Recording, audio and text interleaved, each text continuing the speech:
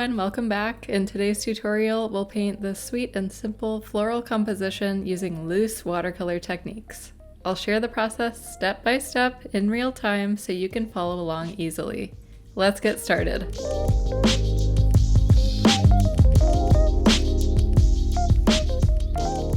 Before we start painting, just a reminder that all the supplies I'm using are linked down below if you would like to check them out.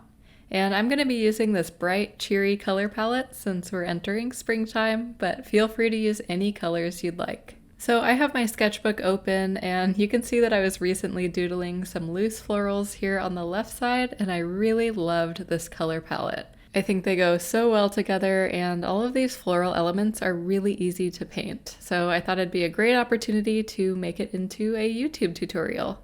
As you can see, these are extremely loose flowers, they're expressive, and this composition wasn't too thought out. I definitely didn't sketch any of it prior to painting. So that is the vibe we're going for today, just being loose, expressive, and do your best not to overthink things as we go. So you can ignore the flowers on the left side. This is the seam of the sketchbook, so we'll be painting over here on the right side. And I'm going to start with this first kind of peachy pink rose over here, and that will be our primary element. So I'm going to go ahead and load up my size 8 round brush with a good amount of that peachy pink color. And using the very tip of my brush, I'm gonna make some very dainty little C strokes for the center of that rose.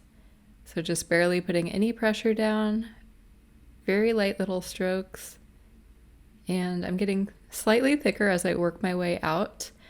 I do have another tutorial that is just about how to paint this type of rose, so if you want more practice, you can check that one out. But while this is still wet, I'm going to go ahead and clean off my brush, but I'll leave some water on the bristles, and I'll just start softening out some of these edges, and you can see those colors start to bleed and create those beautiful expressive petals. Again, we're going for the very loose, expressive look for this composition, so I'm just kind of making some wispy marks. I'm not worrying about making the absolute perfect petal shapes, but that is what I'm going to start with. So this is kind of the primary part of the rose, and then I'm going to have some petals coming off around the side. So I'm going to load up just a little bit more of that color, starting fairly light value, and I'm going to pull my petals down. So starting with the tip of my brush and then applying some pressure to get those nice fluffy petals like that. And I'm just going to add some of these coming around the rose, and they'll start to tilt upwards as you make your way towards the top of the rose.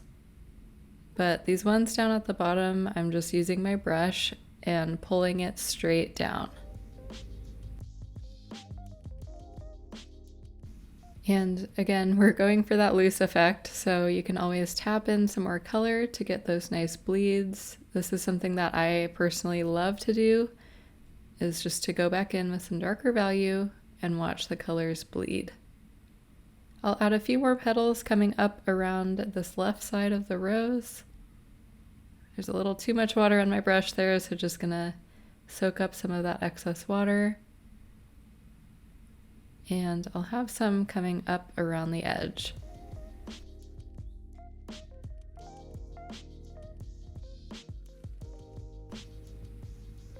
And while that's still wet, again, just gonna tap in a little more of that darker value.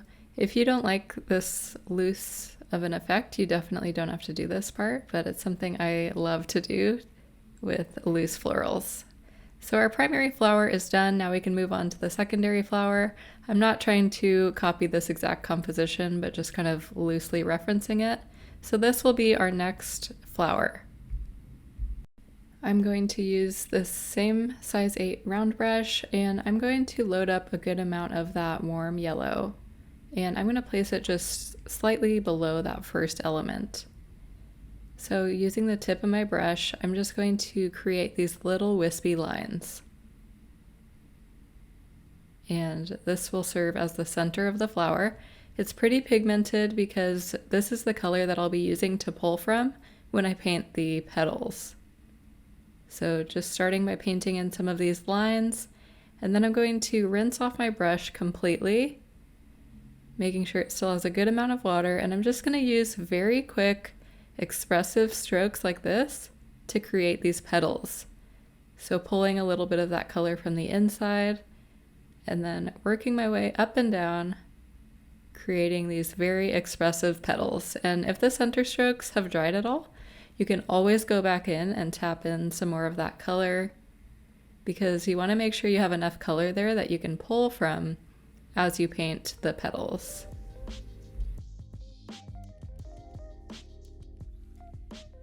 Just kind of letting my brush dance across the page. I'm not worried about creating the perfect petal shapes. I'm just making some upstrokes and some downstrokes, keeping my wrist nice and loose, and letting those petals form. And I'm going to make them a little bit shorter here on this side just to change the perspective a little bit. And same thing as we did with the rose, while that is still wet, I'm just going to make sure I have some nice dark, deep yellows in the center. And if you want to tap in any of that yellow on top of the actual petals too, you can do that and create some really cool textures and bleeds. Just have fun with it and don't be afraid of adding more color on top. And now I'm moving to my size 2 brush, and I'm actually going to grab some of this pink color and add a little bit to the center of the yellow one. And that will help to tie these two elements together. These colors already go really well together, but I just like to incorporate a little bit of each one just to make it even more cohesive. So just using the very tip of my brush, it's very subtle, just making tiny little strokes here to help tie it all together. All right, so now our primary flowers are done. So now what we're going to do is paint some of these little buds. We're going to start with some pink ones up top, and then we'll do a few down at the bottom, and then we'll start adding the leaves and the greenery and these little fillers. So for these little flower buds, I'm going to start with this same pink color that we did for the primary flower. And I'm starting with my small brush. Again, this is a size 2. It's the same brush I use for those center strokes. And I'm going to start with a very pigmented mixture of this color. And how I like to do my buds is I start very pigmented, and I just kind of make some random strokes on the paper in the shape of a circle, just kind of like this, and then I rinse off my brush completely so I just have water in my bristles, and I start softening out those edges. And you can see those colors start to bleed out, and this is how you get that loose effect with your paintings, is with a lot of those color bleeds. So I just kind of use my brush to shape it however I'd like, which is usually just kind of a bulbous shape. And I might add a little bit more color here and there. Just make sure to leave that white space at the top, because otherwise it'll turn into a blob. And there is my first little bud. So let's do this again, starting with that pigmented mixture, and this time I'm kind of gonna have it face outwards. And I'm just adding some random little strokes here. I'll add a few more up here at the top. And then I rinse off my brush completely and just use clean water to soften it out and turn it into the shape that I'm looking for. So if you want your bud to be a little more vertical and a little more of a closed up bud, then you can do that. If you want it to be more bulbous and circular like mine is, then you can make it circular. All right, so I'm happy with how those look. I am gonna add some little blue fillers up here, but that'll be the last step. So now I'm gonna move down to the bottom down here. You can see in my original little doodle, I have a couple yellow ones and a pink one. And I want these buds to be facing kind of downward. So I'm basically painting upside down at this point, but it's the same technique as before. Placing down some brush marks with heavily pigmented mixture rinsing off my brush and letting those bristles smooth out the edges as I create the shape of these little buds.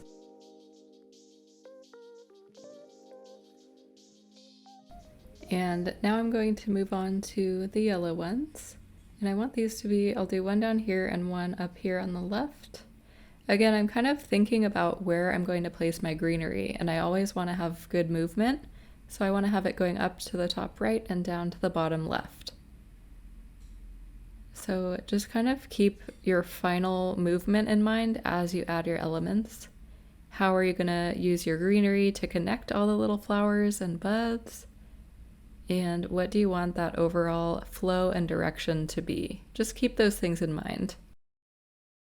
And now I'll go ahead and add my last one down here at the bottom. Again, starting heavily pigmented, rinsing off my brush and smoothing it out. And as I do this, I'm rinsing off my brush plenty of times. Otherwise, it'll start to get a little too saturated. I really like the look of these very light, transparent values, and you get those by maintaining a clean brush. So don't forget to rinse it off. And now we can start adding some of the greenery. With the greenery, what I typically like to do is I start with the light green leaves and I just kind of fill in some of those big leaves and some of the areas in between to give the indication that there's a lot of leaves in between them. And then I start adding the smaller elements like these little blue fillers and the darker leaves to help really give your composition the movement. So having greenery come up and down and giving some dynamic interest. So I'm going back to my size 8 brush and I'm starting with a really light value of green. So to get a lighter value, you just use more water in your mixture. I'll have some leaves coming out on the right side. If you struggle with leaves, I do have a couple of videos that are dedicated to painting leaves, so you can check those out if you'd like. But like I said, I'm just kind of adding in some green. The ones especially in between don't even have to be real leaf shapes. They just kind of fill in that area so that you know that there is some greenery there, but it doesn't have to look like a perfect leaf shape.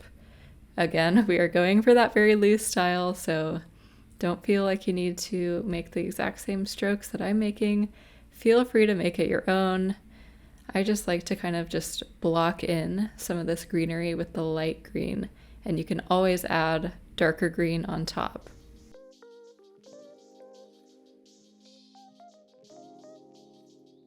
So I'll just continue placing in some general leaf shapes around the composition, coming out of the main flowers.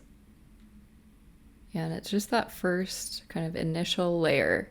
So now I'm going to start attaching some of these buds, and I will go back in and add the little blue flowers as well. But for now, I'm just going to start building out the movement.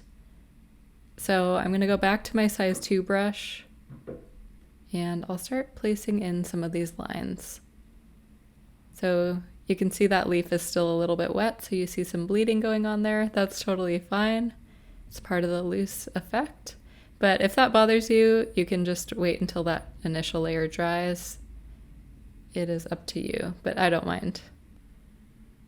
So just giving some of that movement on the stems, and then I'll do the same thing down here, just using the very tip of my brush and creating these very dainty little stems to connect those buds. So at this point, I like to just kind of step back and see how the composition is looking, and this is when I like to add more of the fillers. So the fillers are things like these little blue stems, or here I just put some dots down on the paper. It just helps to beef it up a little bit, and you can use it also to help add more movement and direction. For my blue color, I've used a pretty deep value of blue. Again, all these colors will be linked down below. But I also added a bit of white watercolor to my mixture. You could also use some gouache if you want. And that really lightened it into this kind of sky blue. So I'm liking the movement up here. I'm probably going to add a couple of fillers up here to curve this way and also down at the bottom. And I don't really have specific instructions for how to do these little buds. I just kind of tap my bristles down like this to create little marks. And I'm going for the loose effect, so I'm not trying to make perfect petals. Don't think too hard about it. Just kind of place some marks down on your page. And I want it to have a little more curve, so just adding some on the left. And I'll do the same thing down here, and I want this kind of curving towards the bottom right. So again, just tapping my brush down on the page. It's not a specific type of flower. Like, you know, this first element was a rose, that's pretty obvious, but with fillers, I just kind of tap some color down on the page. It's not a specific type of flower, it's just adding some texture. And I'm just gonna go ahead and do this. It's a very subtle color and it complements the other colors very well. So I don't think you can really overdo it with this light blue, but I'm just gonna go ahead and add some marks down in a few more places around the composition. And it's just kind of a nice little embellishment. It's a pop of color and it helps the composition overall feel a bit more full. And we will be connecting these later with some darker stems. They're not just going to be floating blobs of color. We will come back to that. And just tapping on the page. And once you've added all of your little embellishments, then you can go back to your darker green. And I'm using my small brush. And I'm just using the very tip to kind of fill in this little filler flower. So I'm not even connecting every single bud, I'm just filling in a little bit of that white space. And as you do that, you can add some leaves coming off like that. So I'm just applying some pressure down. You can also use the tip of your brush to make little wispy strokes. And just have fun with it. This is a loose painting. We're just playing around with color here and adding some more embellishment to your composition.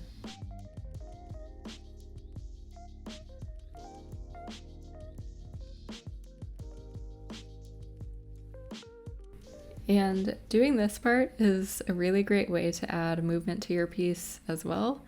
So if you find any of your painting is too static, you can use your leaves to add more movement to it to help draw the viewer's eyes wherever you want it to be drawn to. So just kind of working my way around the painting here, connecting some of these little filler flowers, not overthinking it, not overdoing it. Just applying some pressure down and lifting back up to create these little leaves and filling in these last little bits of white space. Again, I'm not filling in every single white space with color. I'm just making sure that these buds are connected. And as I go, just applying some pressure down and lifting back up to create these little leaves, or just use the tip to create little wispy strokes. That's what I like to do. It is up to you. Have fun with it and take a step back every once in a while. Look at your painting, see what it needs. If it needs more movement, or let's say one area is a little too cluttered and the other area is not, you can go ahead and add more to it. Just make sure it's nice and balanced.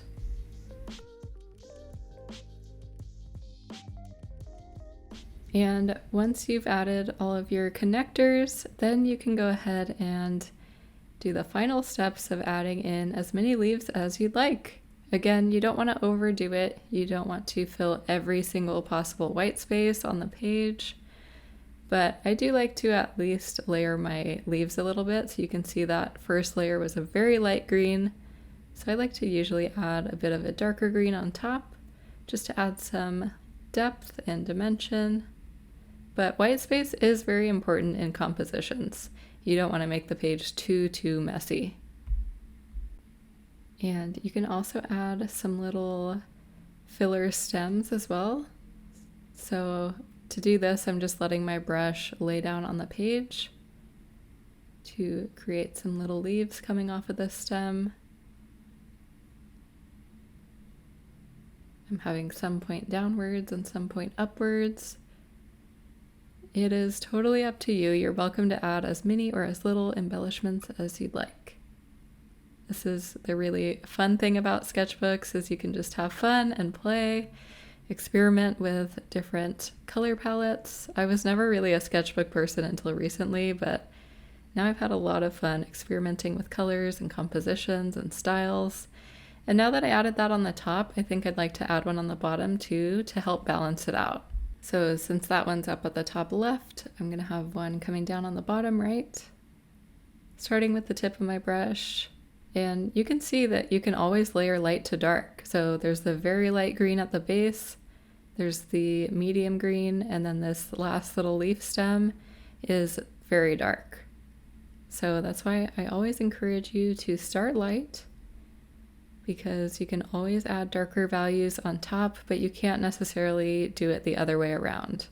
You can with gouache or acrylic, but with watercolor you have to go light to dark.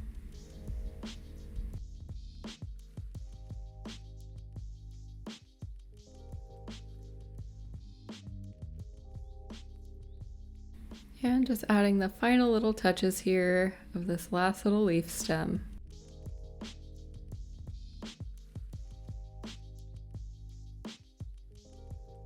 Alright, and there we have it. I hope you enjoyed painting these loose watercolor florals, and if you'd like to continue painting, be sure to check out my other tutorials here on YouTube, or you can visit my website to join one of my mini watercolor classes. I'll have all the links for you down below. Thanks again for joining me today, and I'll see you in my next video.